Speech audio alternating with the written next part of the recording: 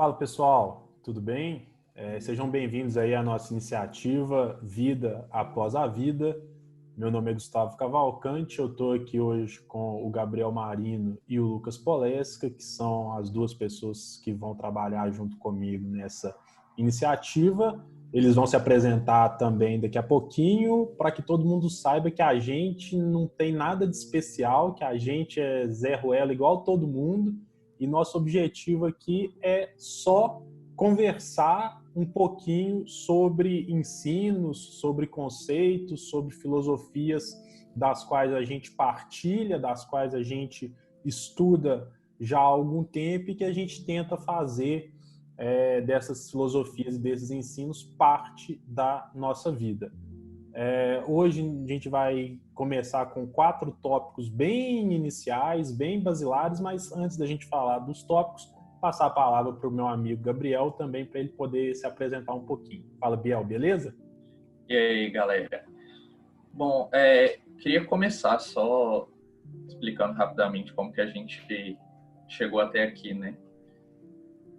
Hoje é domingo, 24 de maio. A gente não sei quando você vai ter acesso a esse conteúdo, mas nesse momento a gente está no meio de uma pandemia global. A gente está passando por uma crise sanitária no mundo inteiro e estamos em distanciamento social. Eu estou na minha casa, o Gustavo está na casa dele, o Lucas está na casa dele também. E a gente quis produzir alguma coisa de útil durante esse período, que a gente está bem parado. E pensamos em repassar um pouquinho do que a gente conhece, do que a gente pensa. Como o Gustavo falou, nós não temos nenhum título, né? Até porque a gente não tem isso dentro do espiritismo, mas a gente não tem nenhuma autoridade assim para repassar conteúdo, para estar aqui falando alguma coisa. Então a gente quis fazer uma coisa mais assim mesmo, uma conversa, para a gente compartilhar um pouco do que a gente sabe. E aí depender de como a gente vai divulgar, como a gente vai manter esse conteúdo, quem sabe a gente consiga também receber, né? E aprender também, porque antes da gente falar aqui, a gente se preparou um pouco, a gente estudou, seguimos um roteiro para a gente conseguir se basear, né? E conseguir falar aqui com um pouquinho mais de propriedade do que a gente tem, né? Com certeza, isso aí, Biel. E a gente vai, obviamente, tratar aqui sobre temas do espiritismo. E, de novo, antes da gente entrar nesses temas, vou passar a palavra para o nosso amigo Lucas Polesca, que também está com a gente e que é o responsável direto por fazer esse material chegar a cada um. Então, se você recebeu e está escutando, ouvindo a gente nesse momento, temos que agradecer muito ao Lucas que está aqui com a gente hoje. Fala, Lucas, beleza? E gente, tudo bem? Beleza? Meu nome é Lucas Polesca, como já falaram.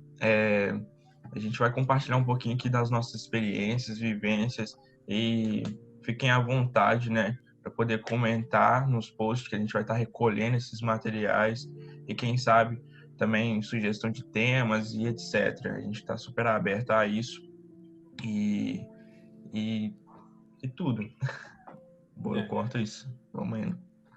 Valeu. Então, assim, só para situar todo mundo como ponto comum aqui, eu, o Lucas e o Gabriel nascemos em Belo Horizonte, nascemos em famílias espíritas e fomos criados dentro dos ensinamentos espíritas desde uma idade muito, muito nova.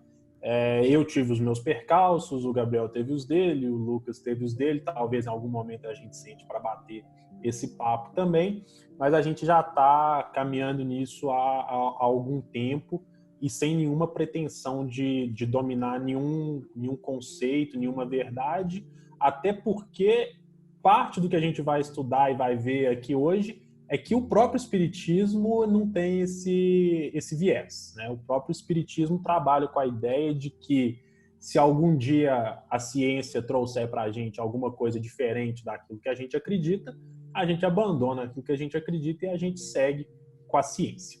Mas Entrando já no que a gente vai conversar hoje, a gente separou 4 temas que a gente acha muito interessante e que nos darão uma certa segurança para a gente caminhar dentro do Espiritismo e dentro do que foi desenvolvido pelo Allan Kardec.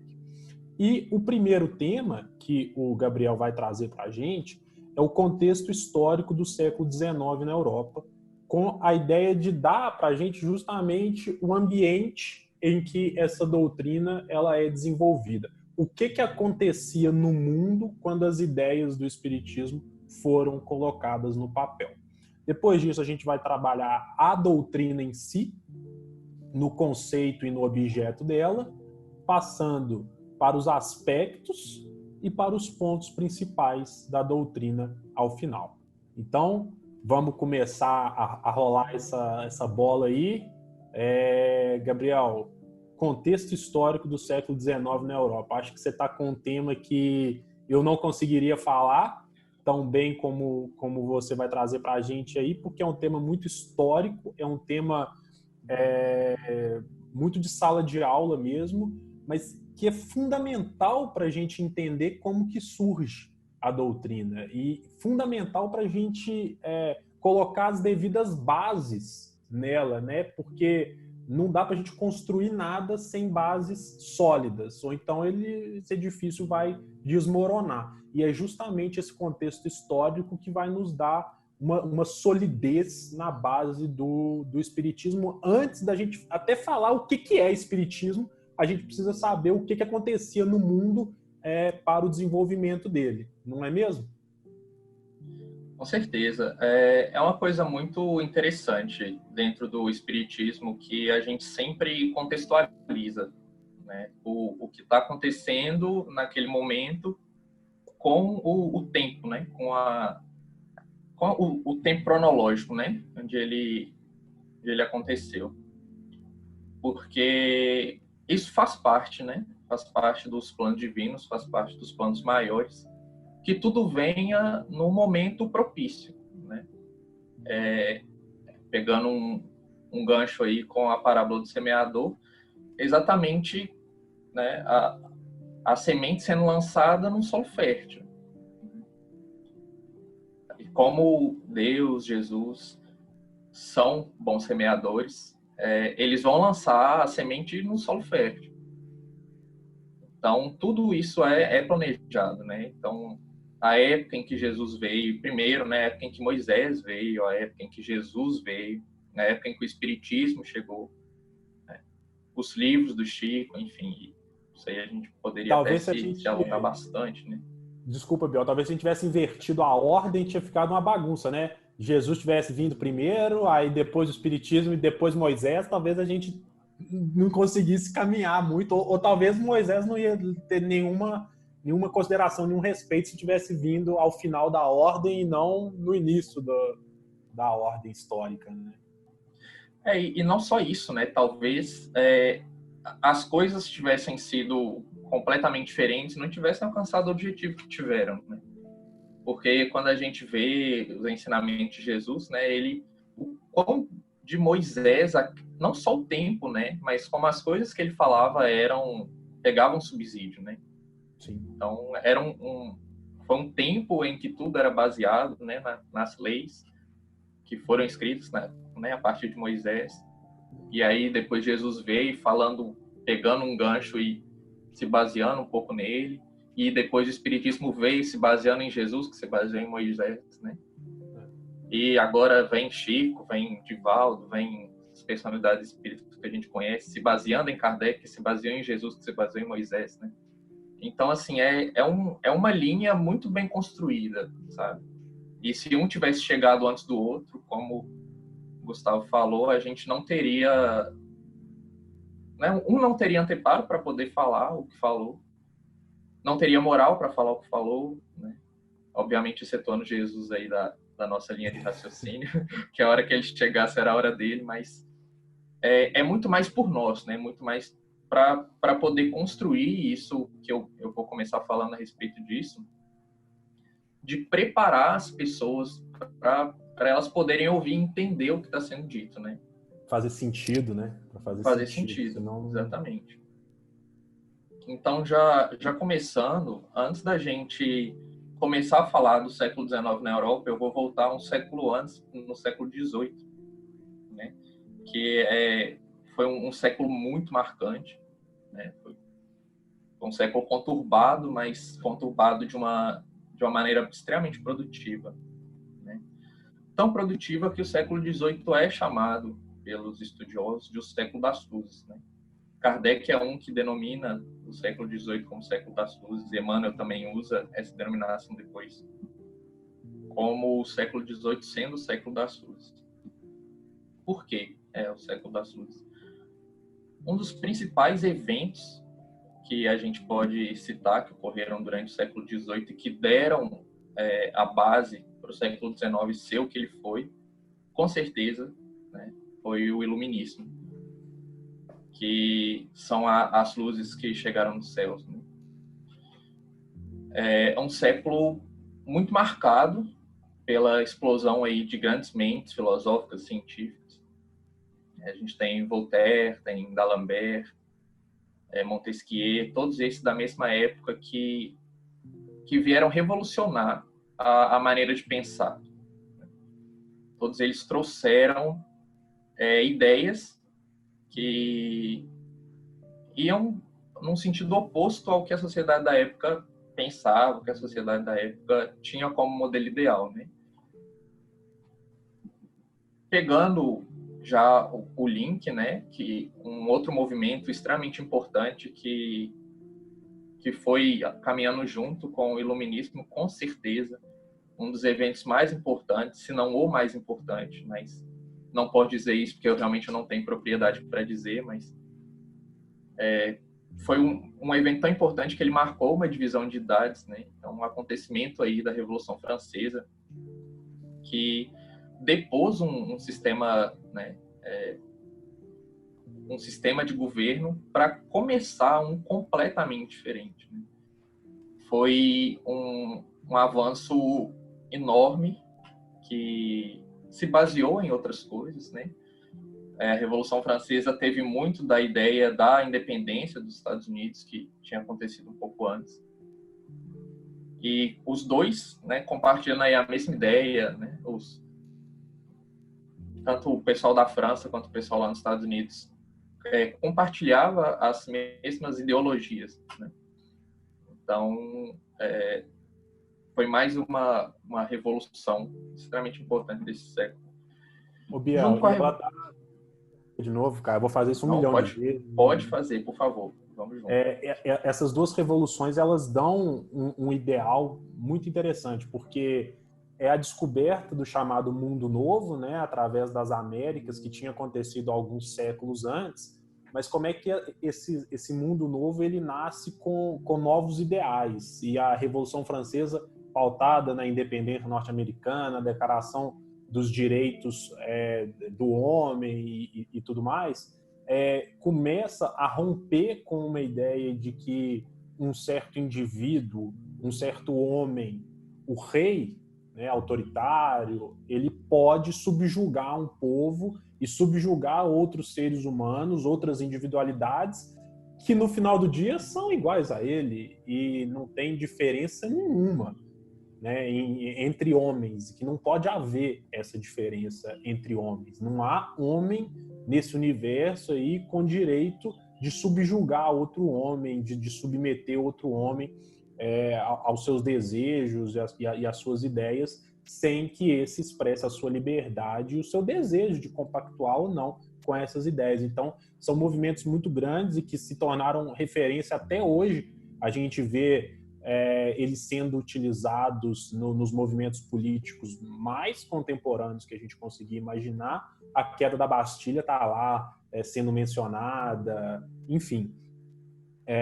Mas já começa a dar uma outra ideia de raciocínio para o homem, né? Peraí, como é que existe um rei que invoca lá um poder divino para submeter todos os outros à sua vontade e todo mundo tem que aceitar? E quando a gente começa a raciocinar, a gente vê que essas ideias não fazem muito sentido. Então, são coisas naturais que ocorrem à medida que o homem vai se assenhorando de si mesmo e das suas ideias, né? Me parece. Com certeza.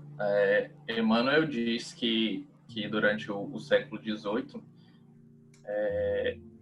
todos esses fenômenos, né, e principalmente as ideias que essas revoluções, que essa nova maneira de pensar trouxe, constituíram, aí já realmente lendo aí a citação de Emmanuel, que essas ideias constituíram a base para que fossem combatidos no século XIX, então já preparando para que tudo vai acontecer depois, combater os erros da sociedade e da política, fazendo sossorbar os princípios do direito divino, em nome do qual se cometiam todas as barbaridades.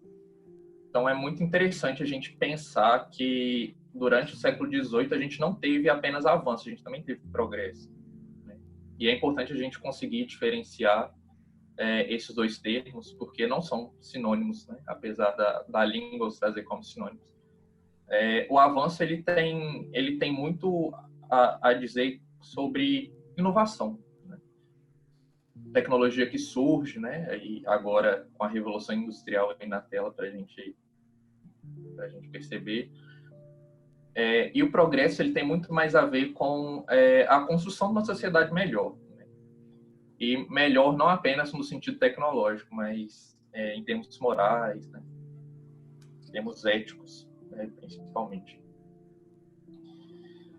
Bom, então a gente já parte para a Revolução Industrial, que foi um outro fenômeno extremamente importante do século XVIII, porque também quebrou, né, com um sistema da época e trouxe uma maneira completamente diferente de viver, uma maneira completamente de pensar, juntamente com a Revolução Francesa. E já tendo essas bases, a gente consegue entender um pouquinho de como estava a Europa no século XIX. E a Europa do século XIX já pode ser entendida como o século, né? O século XIX em si já pode ser entendido como o século da razão. E por que se esses movimentos, né? Isso foi uma indagação que eu tive quando eu estava recolhendo esse material. Por que não o século XVIII foi o século da razão? Porque ainda era tudo muito, muito insurgente, né? Era algo que ainda estava caminhando, foi algo que nasceu ali, né? Então, esses movimentos eles foram muito mais no sentido de quebrar o pensamento e preparar ele para atuar de uma maneira diferente do que propriamente para já instituir uma razão forte, né? Que foi o que aconteceu no século XIX, que já tendo base desses movimentos que aconteceram aí no século XVIII, e as pessoas pensando de uma forma diferente, elas puderam também agir de forma muito diferente, né? Então a gente tem aí a partir de 1801, né, vários outros movimentos, a gente tem vários outros acontecimentos, né, que já tiveram um apoio muito mais forte da razão. E é exatamente por isso que o Espiritismo veio então a nascer no século XIX e não no século XVIII, e não no século XVII. E não mais para frente Algumas ideias mais anterior. Crescer, né? Precisavam ganhar corpo, ganhar maturidade de novo, para que a gente não se apoiasse sobre coisas ainda frágeis, sobre pensamentos ainda frágeis, sobre conceitos ainda frágeis, porque aí a gente vê o nascimento das ciências sociais, o nascimento da ciência experimental propriamente dita, no sentido tecnológico dos avanços, né, de se utilizar esse pensamento, esse raciocínio, essa forma de conduzir uma ideia em prol do desenvolvimento social, em prol do avanço de um povo, como a gente vê com a Revolução Industrial, onde as coisas passam a ser feitas e serem fabricadas para servirem as pessoas, para tornar a vida das pessoas uma vida menos laboriosa, menos difícil e até mais duradoura com os avanços medicinais, com os avanços nas áreas sanitárias e da saúde. Com certeza. E não, né, obviamente, não esquecendo de movimentos extremamente importantes que acredito que hoje seja o que mais a gente tem contato quando a gente fala do século XVIII, que são as manifestações artísticas, né? As manifestações culturais, manifestações filosóficas. E muitas delas baseadas exatamente na ciência, baseada um início aí de passando da arte puramente que contempla, mas para uma arte também que ensina, né? Que deu base aí para os acontecimentos do século XIX. Então, o espiritismo, como eu vou falar mais para frente, tendo uma base científica muito forte, ele não poderia ter chegado antes do século XIX. Porque se as pessoas já não pensassem da forma como agora pensam no século XIX, elas não conseguiriam entender e não levariam a sério, né, o que foi todo o início do movimento espírita. E tendo essa base aí que o século XVIII trouxe de como é importante a ciência, como é importante a filosofia, né, não teria tido todo o impacto que teve. Então, a gente tem um século XIX com pessoas preparadas para receber essa próxima revelação que viria o Espiritismo alguns anos depois, algumas décadas depois. Quem tiver um pouquinho de curiosidade aí sobre o tema, quiser se aprofundar nesse contexto histórico do século XIX, do século XVIII na Europa, fica uma sugestão de leitura do Francisco Cândido Xavier, na verdade do Emmanuel pelo Francisco Cândido Xavier, né, pelo Chico, que é o livro A Caminho da Luz. O capítulo, principalmente, vai falar especificamente sobre isso, o capítulo 23 desse livro traz um resumo histórico muito bem feito e uma conexão muito bem feita desses pontos que nos levam efetivamente ao espiritismo ou à doutrina espírita. E é claro que futuramente a gente pode gravar alguma coisa especificamente sobre o surgimento da doutrina espírita, né? Como que os fenômenos começaram a aparecer e qual foi a preparação do Allan Kardec para trabalhar sobre esses fenômenos, porque também foi um sujeito que estava sendo preparado nesse contexto do século XIX, nesse contexto científico do século XIX. Mas acho que agora, assim, ao que a gente se propõe, a gente pode passar para o próximo, né? Ô, Biel, você quer acrescentar alguma coisa? Não, ia te passar a palavra nesse exato momento. Se vocês não tiverem mais nenhuma consideração para fazer, pode ficar à vontade. Beleza. Então, assim, a gente, avançando aqui, o que a gente se propõe para hoje é tratar o conceito e o objeto do espiritismo enquanto ciência surgida aí no contexto do século XIX. E é justamente por esse aspecto científico do espiritismo que a gente vai conversar nesse momento que a gente fala de conceito e a gente fala de objeto, que são nomenclaturas próprias de um avanço científico, próprias de uma ideia científica. E na qualidade de ciência, o próprio Allan Kardec, a gente não pode falar pai fundador do espiritismo, porque o conceito vieram todos dos espíritos, mas ele foi quem pôs isso tudo junto e conectou todos os pontos. Então a gente tem esse chamado de pai fundador, é mais no sentido de carinho e que temos por ele, de admiração que temos por ele, do que propriamente de pai fundador, porque vieram todas as ideias dos espíritos. Mas ele, em um pequeniníssimo livro, quem tiver interesse pode olhar aí, que é O que é o Espiritismo, logo no preâmbulo, conceitua o aspecto científico do espiritismo como uma ciência que trata da natureza, da origem e do destino dos espíritos. Então, natureza, origem e destino, né? O que é, de onde que veio e para onde que vai, dos espíritos, e como que esses espíritos se relacionam com o mundo corporal. Esse é o conceito do espiritismo, segundo Allan Kardec. É claro que vários estudiosos, vários pensadores vão poder chegar às suas conclusões e às suas conceituações, mas aqui a gente vai tentar, sempre que possível, ficar fiel ao que o Allan Kardec estabeleceu, até porque a gente concorda com isso. A partir do momento também que a gente não concordar, aí a gente fala de outra forma.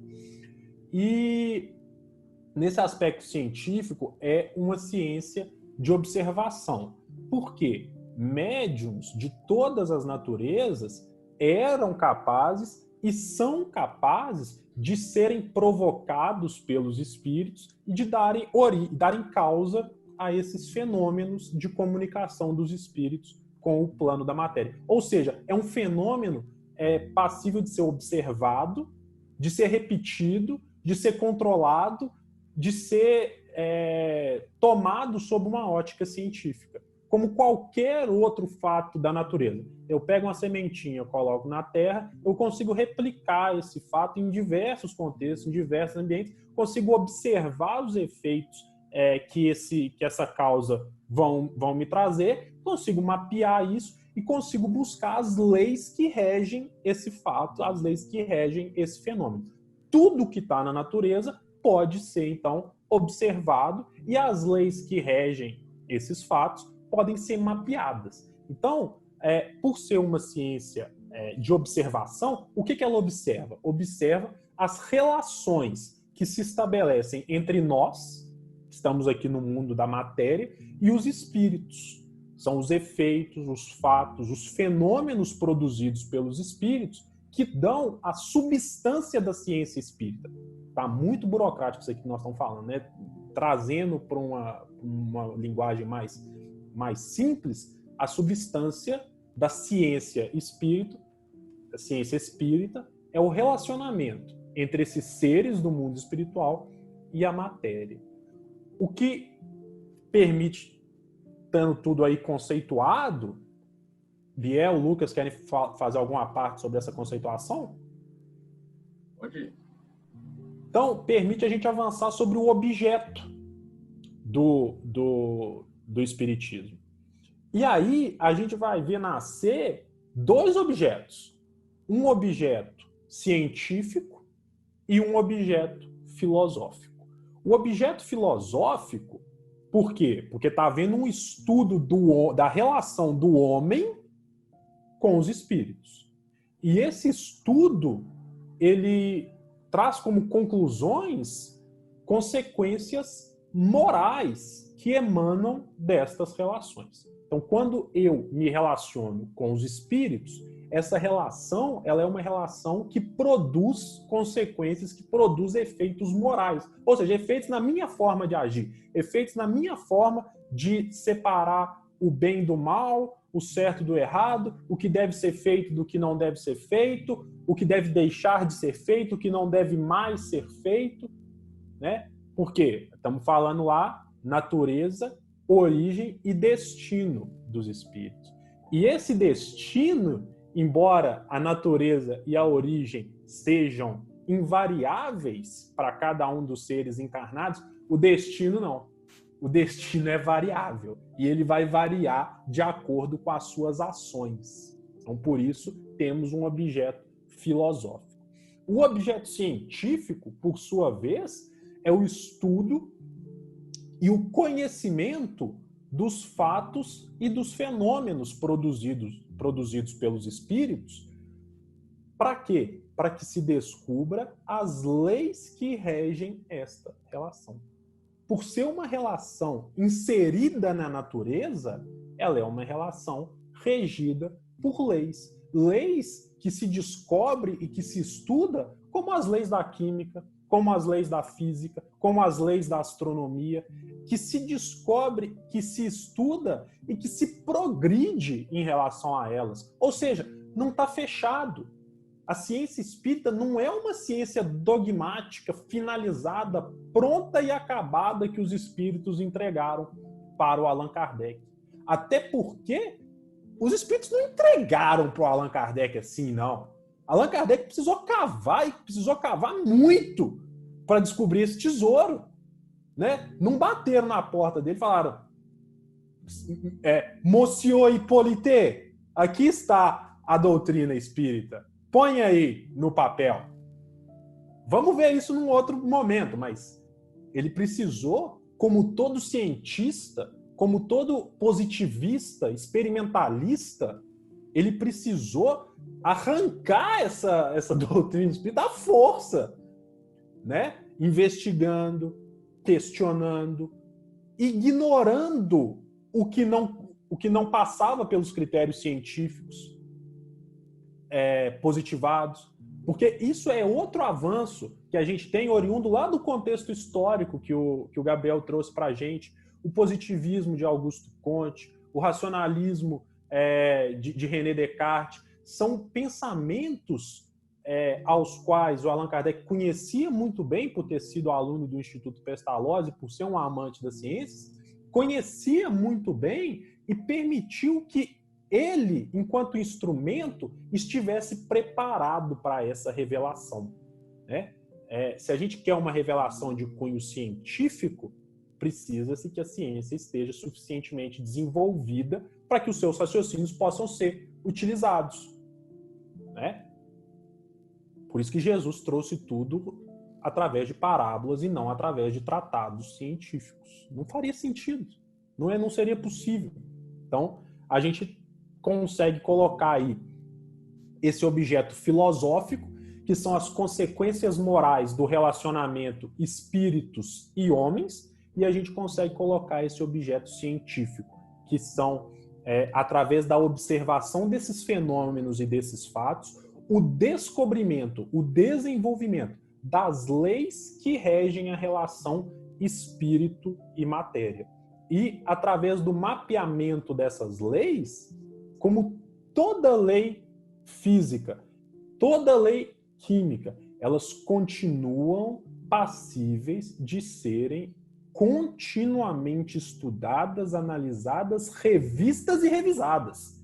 De modo que as nossas casas espíritas, hoje, elas têm, até pelo aspecto consolador da doutrina, elas têm focado a sua atenção muito ao aspecto religioso. A gente vai trazer daqui a pouco com o Gabriel o tríplice, ou os 3 aspectos dessa doutrina, e a gente não tem visto tanta experimentação dentro das casas espíritas, o que faz com que a gente tenha que recorrer às instituições de ensino. Temos muitas universidades aqui no Brasil e fora do Brasil que se debruçam a estudar esse aspecto científico, ou seja, essas leis que regem a relação espírito e matéria, e vem publicando o seu conhecimento, a sua análise, de modo que a ciência espírita vai sempre progredindo.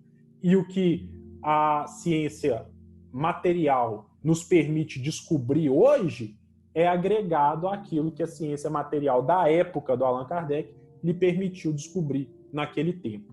Mas não estava tão atrás assim não, porque a época de Allan Kardec a gente conseguiu fotografar espírito, a gente conseguiu medir o peso, a massa de um espírito, a gente conseguiu uma série de possibilidades científicas de análise desses seres, dessas individualidades, dessas personalidades. E chegamos a algumas conclusões dessas análises. Obviamente, conclusões que não são fechadas, que não são definitivas, mas que a gente vai conversar sobre elas no final. Devolvo aí a bola para o Gabriel. Perfeito.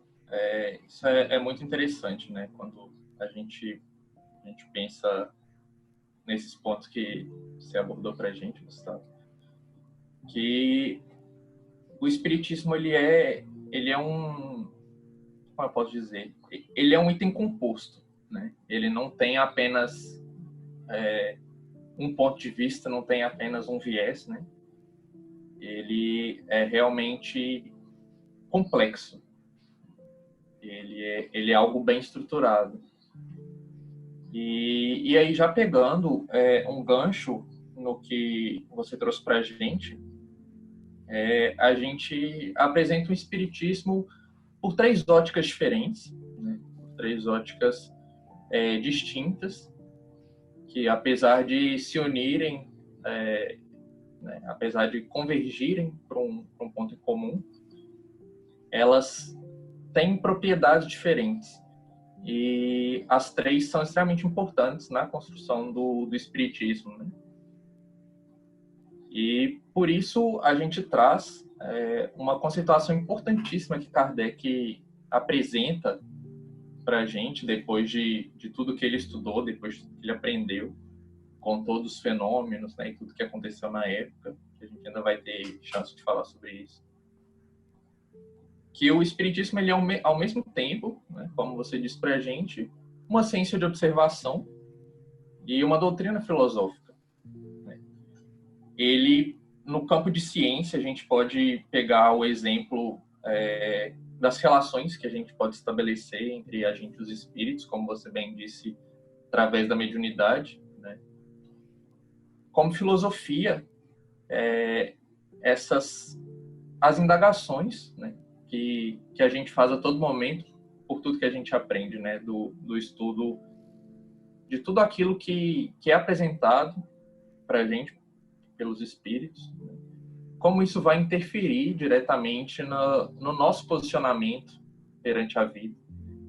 E é aí onde a religião começa a aparecer, que é exatamente como a gente vai aplicar esses princípios que a gente aprende, né? Então aí a gente já viu um triângulo, né? Um tríplice aspecto da doutrina espírita, que é ciência, filosofia e religião. Eu realmente prefiro imaginar um triângulo em rotação, sabe? Não um triângulo estático, onde uma esteja em cima e as outras duas na base. Ou então, realmente pensando num triângulo num plano horizontal, né? Não vertical, onde as três estariam ali na mesma altura, né? Na mesma importância, porque a gente não tem nenhuma que sobressai a outra. Exatamente porque as três são um tripé da doutrina espírita, né? E a gente bem sabe que dois apoios realmente é algo difícil de sustentar alguma coisa, né? Então, se a gente tirar um, a coisa começa a cambalear, né? Então, Kardec traz para a gente que nesse plano, né, das manifestações, a gente pode ter 3 graus de adeptos, né? Que são, primeiro, aqueles que creem nas manifestações, mas eles vão se limitar a comprovar essas manifestações, e para esses adeptos, o espiritismo se dá apenas como uma ciência experimental. Depois a gente tem aqueles que percebem as consequências morais daquilo que o espiritismo vem trazer para a gente. E depois aqueles que praticam e vão se esforçar para praticar essa moral que o espiritismo vem trazer para a gente. Então a gente tem aí 3 graus de adeptos. E é interessante a gente... eu queria ter feito essa observação no início, eu acabei me esquecendo, mas recordei agora, que todas as observações que Kardec traz são observações para a época. São observações feitas para as pessoas da época, pensadas nas pessoas da época. Então a gente já está aí, já passamos dos 150 anos, né? A gente já está aí a caminho mais próximo dos 200 do que dos 100 anos do espiritismo. E nós somos uma sociedade completamente diferente da sociedade em que Kardec viveu, da sociedade em que Kardec se baseou para dizer o que ele disse. Então a gente tem que tomar um pouco de cuidado, né, com o anacronismo aí, quando a gente quer trazer as afirmações de Kardec para as afirmações da época. Então, sempre que eu citar Kardec, sem traduzir o que ele disse para os nossos dias de agora, eu vou pedir a boa vontade e a imaginação de vocês para a gente tentar voltar para aquele tempo e ver essas afirmações de Kardec como sendo válidas para as pessoas da época. Obviamente, muitas delas ainda são válidas para nós agora, mas outras tantas precisam ser realocadas, precisam ser traduzidas para o meio que a gente vive, não só social, mas também em nível moral e filosófico. Quer dizer alguma coisa, Gustavo? Quero, Biel. Acho que, gente, vocês vão ver eu chamando o Gabriel de Biel, o Lucas de Lu, tá? Eu tô falando das mesmas pessoas. É a mesma coisa que a gente falar do Aristóteles e pegar o pensamento do Aristóteles falando, poxa, o Aristóteles ele não gostava de mulher, ele colocava a mulher numa posição da sociedade lá embaixo, ele era em prol da escravidão, etc. Não é o Aristóteles. Toda a Grécia da época do Aristóteles era assim. Então, é o que o Biel tá falando e a gente precisa tomar cuidado. E isso é um aspecto que o Allan Kardec mesmo se precaveu dele. Ele disse, gente, quando não fizer mais sentido, deixa para trás e avança. Não fica no dogma fechado, porque isso matou e está matando muito pensamento religioso interessante, que poderia caminhar, que poderia progredir, que poderia evoluir, mas que decidiu se amarrar numa ideia que só fazia sentido há 2000 anos antes de Jesus Cristo. E não faz mais. A gente já está muito mais próximo de ter uma terceira renovação de geração desde que as ideias foram sistematizadas pelo Allan Kardec do que uma retomada daquela geração que estava lá com ele naquele tempo. É claro que são as mesmas pessoas, porque vai e volta, mas já volta mais amadurecida e com conceitos morais mais elevados. Então, a gente nem sempre vai conseguir atualizar o pensamento moral, mas a gente conta com a compreensão de todos de que saibam que a gente está, quando cita Allan Kardec literalmente, mencionando um pensamento que foi construído em 1850 por um homem daquele tempo, por um homem de 1850. Bel comentou esse tríplice aspecto científico, filosófico e religioso. Eu gostaria só de colocar uma característica para cada um desses aspectos, se for possível, para cada um de nós, quando for se interessar, porque a gente, ao olhar para a doutrina espírita, a gente olha, às vezes, com um olhar mais científico, às vezes com um olhar mais filosófico e, às vezes, com um olhar mais religioso, e está tudo certo. O problema nisso é zero. Quando a gente olhar com o aspecto científico, é que a gente não caia em tudo aquilo que um espírito fala com a gente, em tudo aquilo que um médium fala com a gente, em tudo aquilo que um livro fala com a gente. Pelo contrário, ou em tudo aquilo que um palestrante como a gente aqui fale. Não pega isso só porque o Gustavo, o Biel e o Lucas estão falando, não. Por favor, não. Pegue isso se, quando e por que faz sentido à sua razão, ao seu raciocínio. Porque você percebe verdade nisso, porque você capta verdade nisso.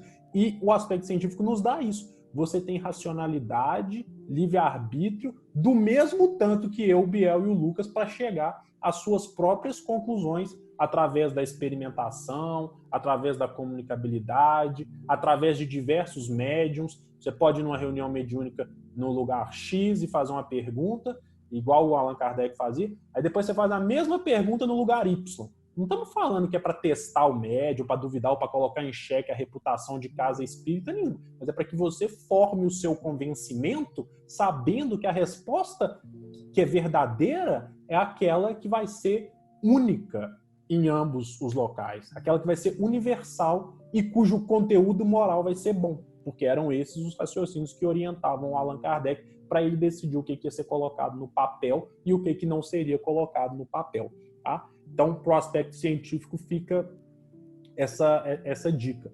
Para o aspecto filosófico, novamente, apelar à razão e ao bom senso. Aquilo que está sendo falado respeita a razão e o bom senso? Se não respeitar, abandona. Porque esses são princípios seguros para a gente seguir com eles. E no aspecto religioso, eu vou concordar com o Biel aí no triângulo rotativo, embora a minha mente seja muito limitada até para conseguir visualizar esse triângulo, mas a ponta que tiver a religião, ela não é a ponta que vai ter dogma, ela não é a ponta que vai ter verdade absoluta, ela não é a ponta que todo mundo vai ter que ajoelhar e seguir por ela. Pelo contrário, todas essas pontas seguem a mesma ideia. Mas a ponta religiosa traz a grandeza divina da doutrina ao conectar tudo isso aos ensinos e ao Evangelho de Jesus Cristo, estabelecendo uma renovação, estabelecendo uma restauração do homem, que vai poder pegar toda a ciência e toda a filosofia e se tornar um homem melhor para si e para aqueles com quem ele convive. Porque aí a gente volta em Paulo de Tarso, porque nada se perdeu. E em Paulo, sem esse amor da gente se tornar melhor para todos, o aspecto científico e o aspecto filosófico vão acabar ficando pelo caminho. A gente vai ficar torto, a gente vai ficar cambaleante, a gente vai ficar frio, talvez, nas nossas relações. E aí podemos, acho que então, avançar para o último tópico que a gente se propôs a conversar hoje, que seriam os pontos principais da doutrina. E aqui, de novo, não é porque é ponto principal que vou imprimir isso daqui e vou seguir esses pontos e pronto, e acabou. Não, são pontos que vão nortear o nosso estudo. São pontos que vão dar princípio, ponto de partida, ponto de início para a gente desvendar aí um universo de conhecimento. E primeiro aqui, não estamos falando também como hierarquia, mas como talvez um grau de importância que a gente mesmo aqui, pequenininho, dá, o primeiro ponto seria Deus. Deus é o criador do universo. E esse é um ponto de estudo científico, filosófico e religioso da doutrina espírita. Em segundo lugar, colocaríamos os espíritos e o mundo espírita e o mundo espiritual, o mundo onde esses espíritos habitam. Em terceiro lugar, a encarnação e a reencarnação dos espíritos aqui no planeta ou em outros mundos. Ou seja, há espíritos, eles encarnam e reencarnam. Em quarto lugar, o melhoramento progressivo desses espíritos. A encarnação e a reencarnação se dá para que a gente progrida, não para que a gente avance. Como disse o Biel lá no início, existe uma diferença entre avançar e progredir. Avançar é do ponto A para o ponto B. Não necessariamente isso é bom, não necessariamente isso vai trazer algum fruto, não necessariamente isso vai ser útil. Progredir, não. Progredir é acumular uma bagagem, é tornar maior aquele conteúdo que você tinha. Isso pode ser feito avançando, obviamente, mas existe uma diferenciação nisso daí.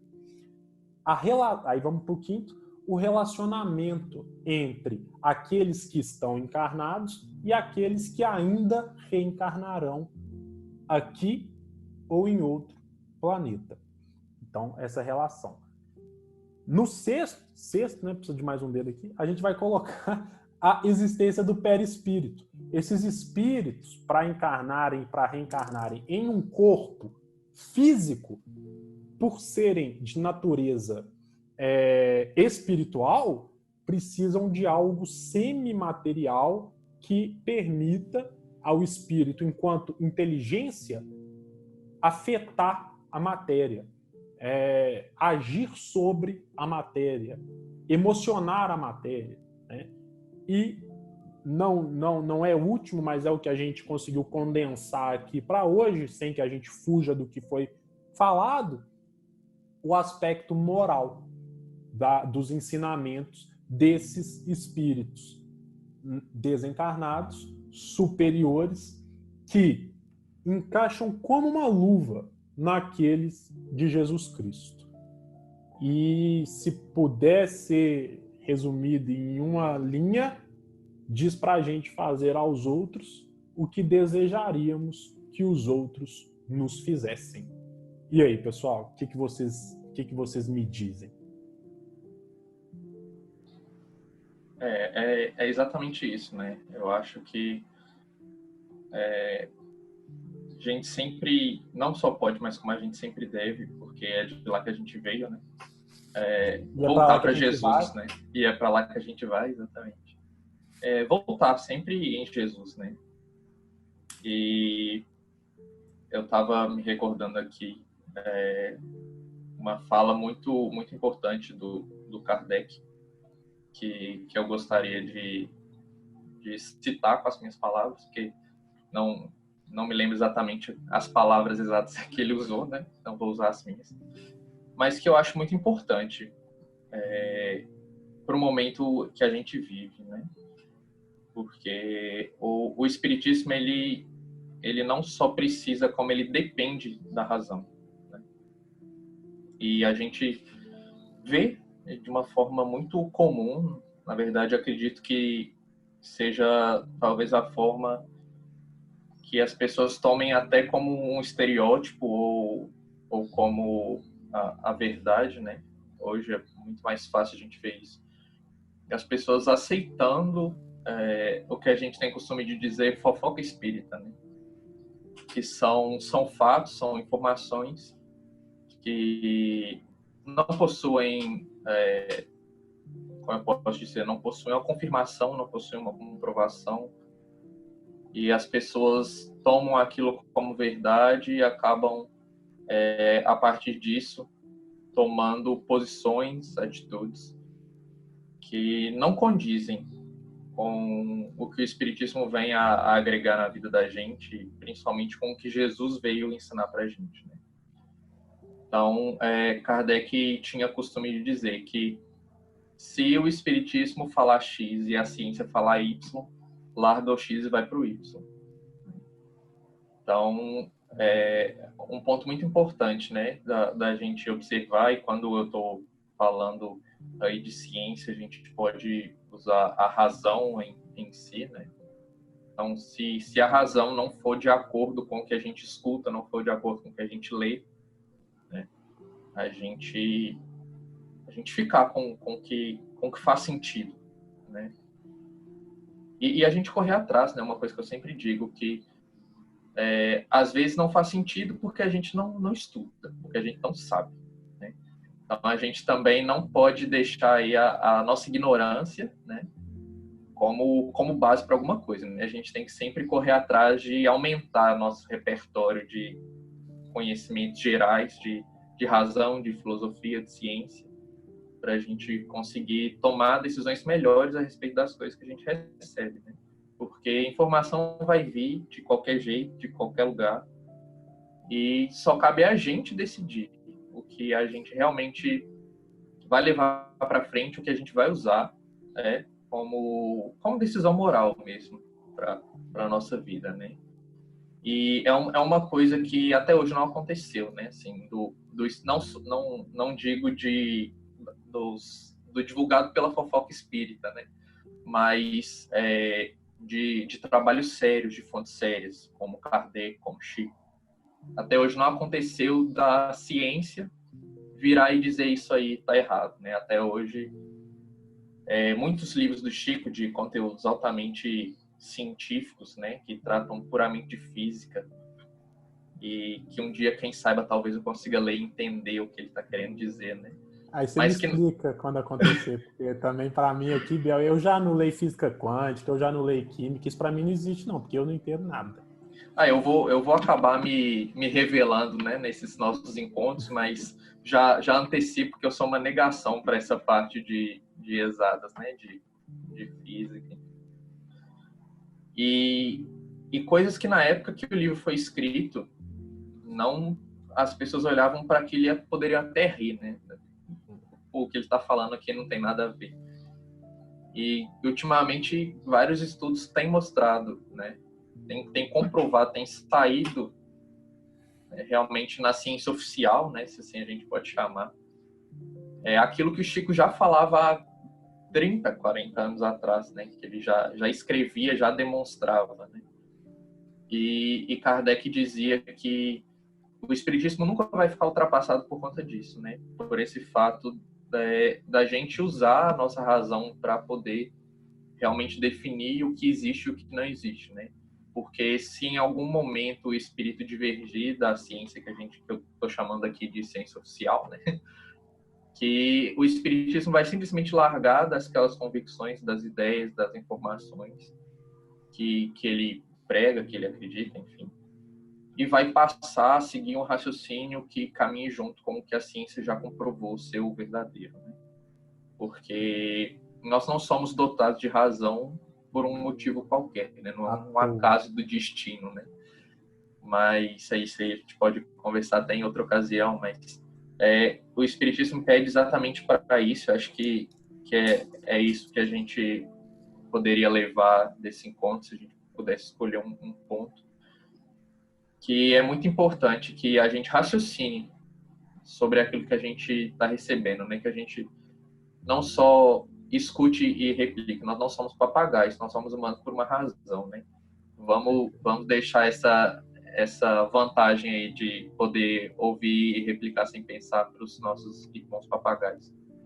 Vamos usar, né, do que a gente sabe, do que a gente estuda, da nossa habilidade de ter um raciocínio lógico profundo e complexo para realmente filtrar as informações que a gente recebe. E aí faço o convite que o Gustavo já fez, mas vou fazer novamente. Exatamente daquilo que a gente está falando agora, nesse exato momento, que vocês que estejam nos ouvindo, que estejam nos vendo, que não recebam tudo que a gente está repassando aqui agora como uma verdade absoluta, incontestável, indestrutível, porque, como a gente já disse no início, nós não somos grandes estudiosos, né? Nós não temos aí um repertório como muitos outros divulgadores da doutrina espírita têm. A gente está só compartilhando realmente o que a gente já estudou ao longo desses anos, o que a gente sabe, o que a gente pensa, o que a gente já conseguiu refletir, filtrar das informações que a gente recebeu. Mas também fica o convite para vocês de filtrar o que a gente está passando para vocês também, né? Para que, se alguma coisa que a gente disse não fizer sentido, ou for errado, for de contraponto a alguma coisa, se não for de encontro à sua razão, que não seja considerado, né? Mas que também corra atrás para estudar, para aprender mais sobre os pontos que a gente trouxe aqui, porque às vezes, né, a gente acaba não concordando, a gente acaba não acreditando, porque realmente a gente nunca viu, a gente nunca estudou, né? Eu tenho o costume de dizer que eu sou ateu em física quântica, porque nunca vi, para mim não funciona, não faz sentido, mas é porque eu não estudei. Eu não estudo, eu não me interesso por saber, não vou atrás, não tenho capacidade de entender nesse momento atual, né, que eu vivo. Mas se a gente procurar saber, se a gente procurar estudar, talvez passe a fazer sentido sim. Então fica o convite também para, juntamente com a gente, vocês continuarem acompanhando os nossos posts, os nossos encontros, para que a gente também consiga acrescentar, né, alguma coisa, aproveitar esse momento que a gente está vivendo para construir, né, construir conhecimento, construir bagagem, para que quando a gente puder ser livre novamente, né, puder sair dos nossos casulos agora de segurança, que a gente possa usar esse conhecimento que a gente está construindo agora para sermos melhores, não só para avançarmos, mas também para progredir. Fica o meu convite. Valeu, Biel. Lucas, você quer fazer alguma consideração final, algum aporte, alguma pergunta para o Biel, porque ele vai ter o maior prazer de te responder do mundo? Eu acho que foi muito bem colocado por vocês dois. E realmente eu concordo com a parte de que a gente tem que filtrar as coisas. E quando a gente faz esse filtro e não faz nenhum sentido, às vezes é legal a gente se questionar por que não está fazendo sentido, né, dentro dos nossos filtros e correr atrás para tentar estudar, seja ele da ótica filosófica, religiosa, né, a gente tentar buscar um pouco mais, né, para a gente entender o que aquela mensagem ou aquele trecho do que você leu ou escutou faz sentido e poder passar para frente, guardar para si ou então rejeitar. Perfeito, já é um cientista. Eu faço esse convite também de que a doutrina espírita não veio aprisionar ninguém. Ela tem uma ideia muito pelo contrário, que é a libertação. Mas muitas pessoas acabam lendo livros, acabam escutando palestras e acabam se aprisionando. Eu não sou bom o suficiente, eu não sei o suficiente, eu não conheço o suficiente, eu não vou progredir o suficiente, eu não vou... E realmente com esse pensamento não vai, não. Vai ficar aí mesmo, parado, quietinho. Mas o objetivo é pelo contrário, é se libertar. Não é porque o fulano ou o ciclano tem um nome, que a gente respeita o nome, porque construiu muitas coisas, que automaticamente tudo que ele fala está correto, está adequado. E isso vale para pessoas importantíssimas dentro do movimento espírita, como o próprio Chico, quando a gente escuta uma entrevista, quando a gente escuta uma fala. Não é porque veio dele que automaticamente isso é uma verdade. E a gente fala isso com todo respeito, e isso torna, inclusive, a obra dele muito grande, porque quando a gente analisa, a gente percebe que tem muito mais verdade do que qualquer outra coisa. Porque todas as falas dele, não todas, porque obviamente eu não analisei todas, mas todas as que eu tive condição de analisar, são falas que passam pelo critério da razão, passam pelo critério do bom senso, e isso só torna a participação dele na doutrina uma participação brilhante. E se porventura se encontre uma bobagem ou algo que não respeita a razão, algo que não respeita o bom senso, isso automaticamente não invalida o restante da obra dele, que é positiva, né? Um erro não vai anular os seus acertos e um acerto não vai qualificar os seus erros. E só uma pessoa passou pelo planeta Terra sem a condição de errar, sem a possibilidade de errar, porque já veio pronto, que é Jesus Cristo. Todo o resto, né, estão aí igual a gente. Então, vamos caminhar nessa libertação, que é a libertação de cada um poder raciocinar por si, ou melhor, chegar às conclusões que quer chegar, que pode chegar por si. Se não gostar, se não for adequado, lê novamente, estuda novamente, busca outra fonte, raciocina e se adequa ao bom senso. Como o Biel falou, a gente está no meio de uma pandemia global, e mesmo se não estivesse, não seria possível a gente encontrar pessoalmente para essa conversa, porque o Biel está no Recife e nós estamos cá em Belo Horizonte. Então, também não seria possível, mas é a nossa ideia, até porque esse momento de pandemia, ele leva a muitos pensamentos, ele leva a muitos raciocínios, ele leva a muitas ideias sobre o porquê da pandemia, sobre o que está acontecendo, por que Deus isso, por que Deus aquilo, que quando a gente submeter ao mínimo de razão e ao mínimo de bom senso, a gente já vai excluir do nosso caminho 50%, 60%, 70% do que está sendo falado aí e poder entender como que as coisas estão muito mais nas nossas mãos do que a gente imagina.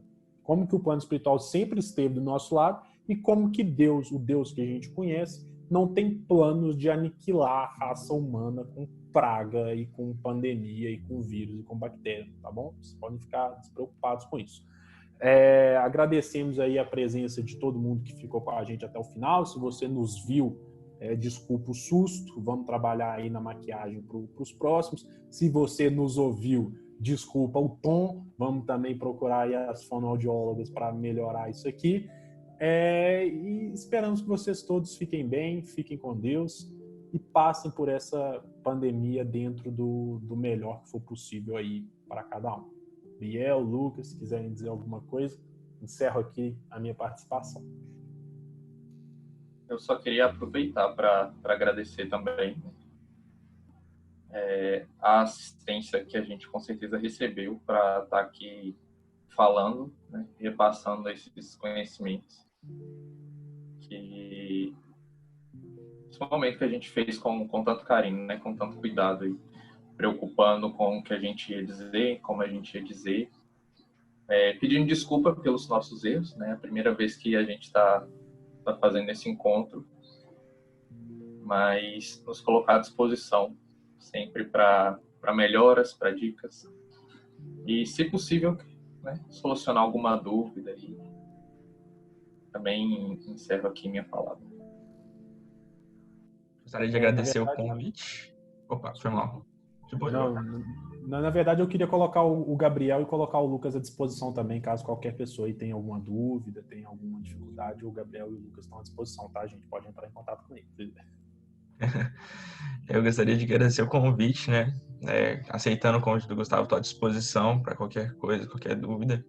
E a gente está buscando melhorar essas questões de como a informação chega e pode ter certeza que a gente vai ler os comentários e vamos analisar. A gente vai ter um filtro para isso também e a gente vai analisar e quem sabe nas outras edições seu comentário possa aparecer e o tema sugerido também.